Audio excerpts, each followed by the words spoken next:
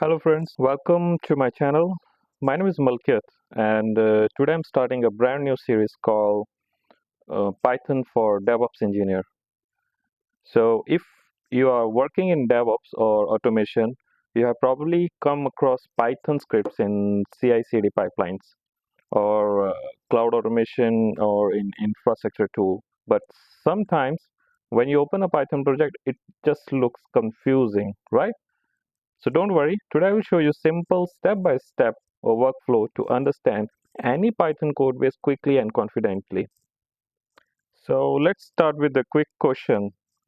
As a DevOps engineer, do we really need to code everything from scratch? Well, not really. Most of time, we just need to read, debug, or extend existing Python scripts. Maybe fix a CI/CD step, automate a deployment, or update configuration files.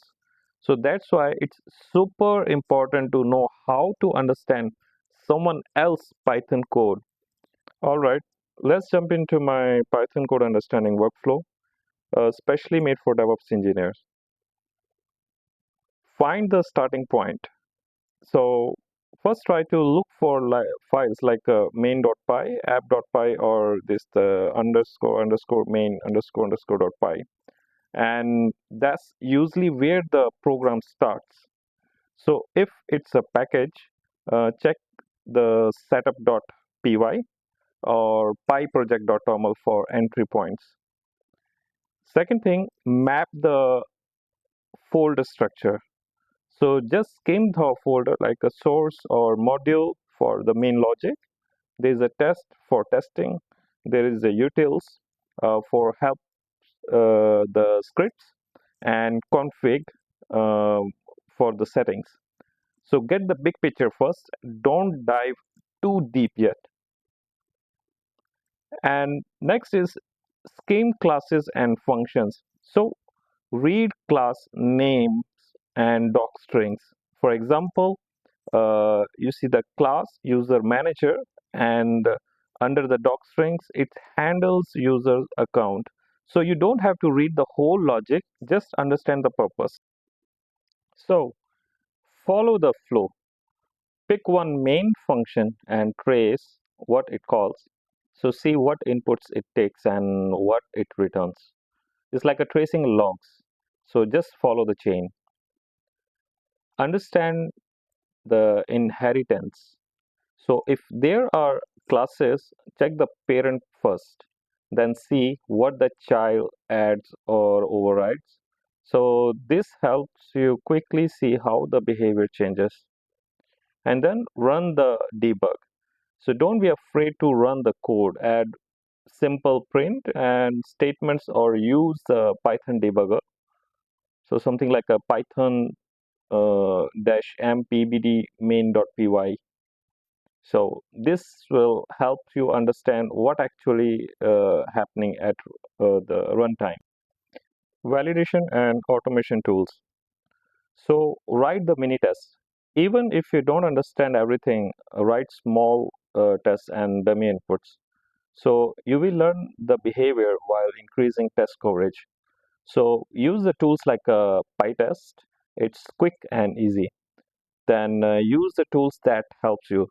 Some of my favorites are like a Flake 8, PyTest, Cove, uh, PyReverse, and PyDoc. So PyDoc is to view the documentation. This PyReverse is to generate the UML diagrams, and this is for the for test coverage. And Flake 8 is for the clean code. So these tools save a lot of time and when exploring new projects. So document as you learn. Keep a small markdown or OneNote file. Write notes like a class user manager handles users, db.py like a personal notes. So like it connects to the database, and it helps a lot when you revisit the code later or share with your team. So only deep dive when needed. So you don't have to read every single function if something is not related to your task. So skip it. and focus on integration point where systems connect. So before we end, here's a quick DevOps style checklist you can follow every time you open a Python repo. So locate the entry point, map the folder structure, scheme classes and functions, and trace one main workflow. Check inheritance classes, run with the debugger, write mini tests, use the tools like a PyTest, PyDoc, PyReverse, as I showed in my earlier video. Take notes and deep dive only when needed. So that's it. A simple, clean, and DevOps friendly.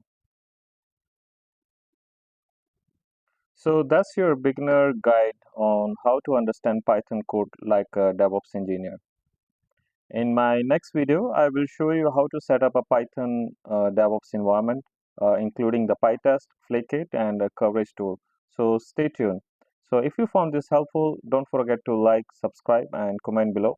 And what kind of DevOps Python topics you want me to cover next. Thanks for the watching and see you in the next tutorial.